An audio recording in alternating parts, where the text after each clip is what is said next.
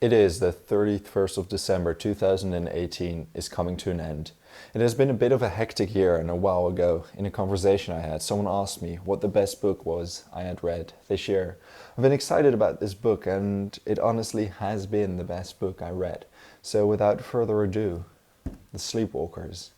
Last month, 100 years ago, the First World War came to an end. The past 4 years, publications about topics surrounding this war have skyrocketed.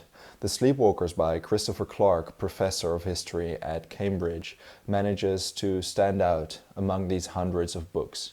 You don't have to take my word for it though, as the book was lauded when it was released by the vast majority of its critics. So what made this book enjoyable and fascinating to read? Well, I'll tell you, but I am sure that if I simply summarize in short what the topic of each part is, the book will speak for itself. Gavrilo Princip assassinated Franz Ferdinand, the Archduke of Austria-Hungary, on the 28th of June 1914.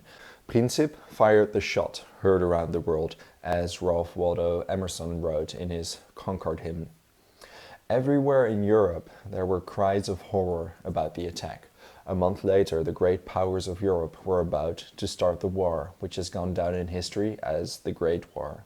The war would tear Europe apart for 4 years and was just the beginning of a century filled with conflict and strife. The debate about the causes of the First World War has kept historians occupied for the past century. This debate is often linked to the question of guilt. Who was responsible for the seemingly senseless bloodshed? After the war, the victors designated Germany as the aggressor. Fitting are the words of Winston Churchill, "History is written by the victor." A general view of the Great War was the fact that the German Kaiser, the military high command, and politicians actively sought new opportunities to increase German power, if necessary, by force.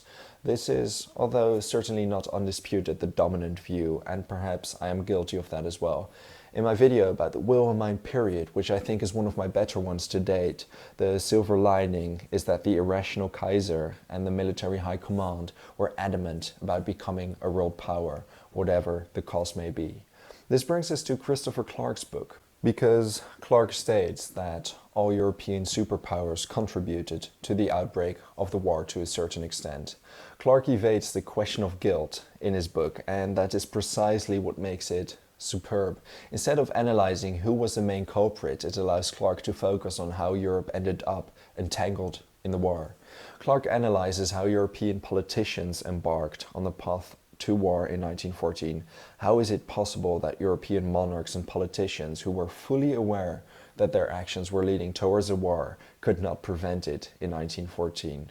The leadership of not a single country unanimously wanted to embark on the war path, which Clark so vividly manages to capture in his book. The First World War started with the dispute between Austria-Hungary and Serbia following the assassination of the Archduke. The first part of the book is about these two countries.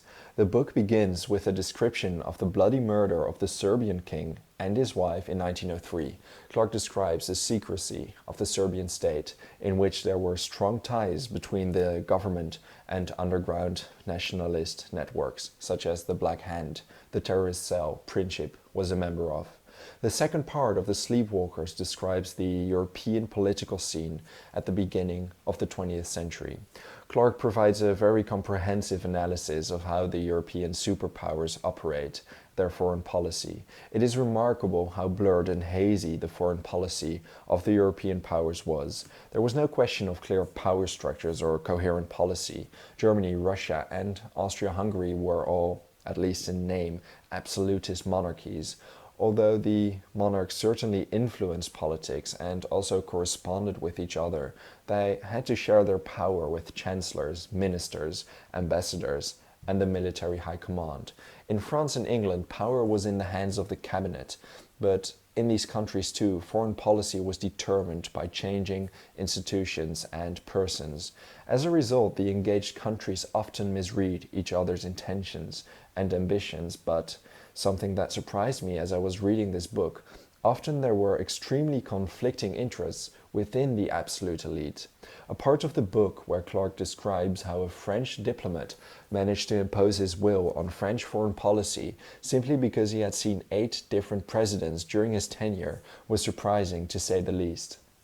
This opacity made the crisis management difficult. In the third part of the book, Clarke describes the international crisis that followed the double murder in Sarajevo and how the European politicians failed to prevent a war. Clarke's great achievement is that he knows how to describe the European political situation at the beginning of the 20th century in a way that continues to engage the reader. The Sleepwalkers is not an easy book to read. Clarke combines a broad look over the European continent with an eye for detail, which means that it has a high information density and it is sometimes difficult to keep an overview. Step by step, the policymakers and the emotions that drive them are analyzed. Primary sources, the communication between agencies and individuals are, where relevant, used to expose the complex network of European diplomacy. For the reader, it is nice that Clarke illustrates his argumentation with numerous fragments from telegrams, diaries, and other documents. This makes the diplomatic communications and decision-making tangible and maintains the attention. In short, it is a very good book if you want to understand what the prelude to the Great War looked like. To finish this review, I'll add the last aspect to credit Clarke. Though the book has a high information density, if the content allows it, Clarke does not hesitate to include a witty joke. Hardly surprising that when King Petar looked in the winter of 1905 for a companion to accompany his son, Crown Prince George, on a journey across Europe, he should choose none other than Apis, fresh from a long convalescence and still carrying 3 of the bullets that had entered his body on the night of the assassinations. The chief architect of the regicide was thus charged with seeing the next Karageorgevich king through to the end of his education as a prince.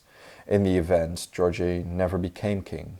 He disqualified himself from the Serbian succession in 1909 by kicking his valet to death. Thank you very much for watching, and as this is recorded on the 31st of December, a very happy new year, and until January.